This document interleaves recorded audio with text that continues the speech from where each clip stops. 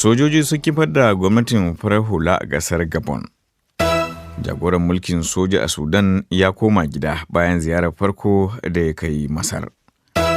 Rasha na tsananta hare-hare akan fadar gwamnatin Ukraine wato birnin Kyiv.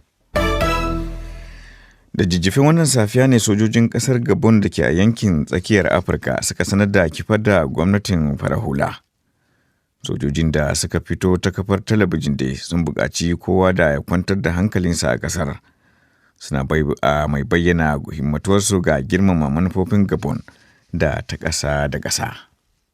Gouvernement, le Sénat, l'Assemblée nationale, la Cour constitutionnelle, le Conseil économique, social et environnemental. Guda kenan daga cikin sojojin a nan ke cewa sun soke zaben hukumar zaɓe da ta sanar da shugaba Ali Bongo mai ci a matsayin wanda ya yi nasara. Da kundin tsarin mulki game da majalisun ƙasar da sauran hukumomi na gudanarwa a Gabon. Gwamnatin Gabon ɗin dai ta sanar da kafa dokar hana zirga-zirga a faɗin ƙasar baya ga katse hanyoyin sadarwar intanet wanda aka yi tun a ranar Asabar. Dukkanin zaɓuka da aka gudanar a ƙasar mai arzikin mai dai na ƙarewa ne da rigingimu tun a shekara ta 1990 da Gabon ɗin ta koma ga tsarin jam'iyyu barkatai na siyasa. A ƙoƙarin kawo ƙarshen kikikaka na rikicin juyin mulki da aka yi a jamhuriyar Niger, Algeria ta ba da shawarar wa'adin watanni 6 da a shirya mai da ƙasar a bisa doron demokaradiyya.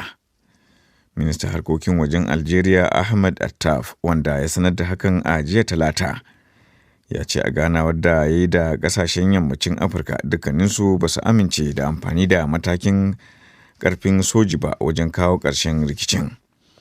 A makon da ya gabata shugabannin hafsoshin sojin ƙasashen ECOWAS sun gana a Accra babban birnin ƙasar Ghana domin tattauna yiwuwar aika wato sojoji zuwa Niger bayan juyin mulkin da dakaru masu tsaron fadar shugaban ƙasa suka yi a watan jiya. Algeria ta nanata cewa ba ta goyon bayan amfani da matakin soja, inda ta yi nuni da sakamakon da ya biyo bayan matakin NATO a Libya a shekara ta 2011 lokacin borin juya hali a kan shugaban ƙasar Muammar Gaddafi.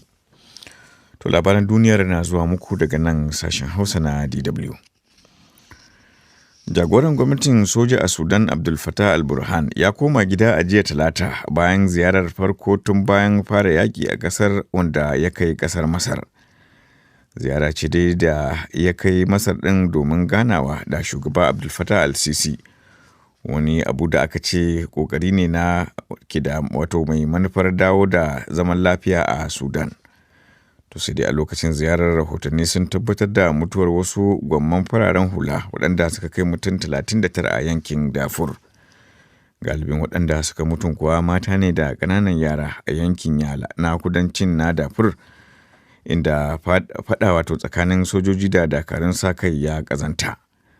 A share guda kuwa Masar ta sanar da fara zirga-zirgar jirage daga birnin Alkahira zuwa Sudan a karon farko. Birnin Kyiv, fadar gwamnatin Ukraine, ya fuskanci wani lugudan wuta mai zafi daga dakarun Rasha sakamakon wasu hare-hare na makamai masu linzami a daren da ya gabata. Shaidu sun ce sun ga wasu tarkacen jirage masu linzami da suka fada kan gidaje a wasu gundumomi biyu a wannan birni. Rahotanni sun ce akwai akalla mutum 2 da suka mutu a lamarin, wasu kamar su kuwa su biyun sun jikkata.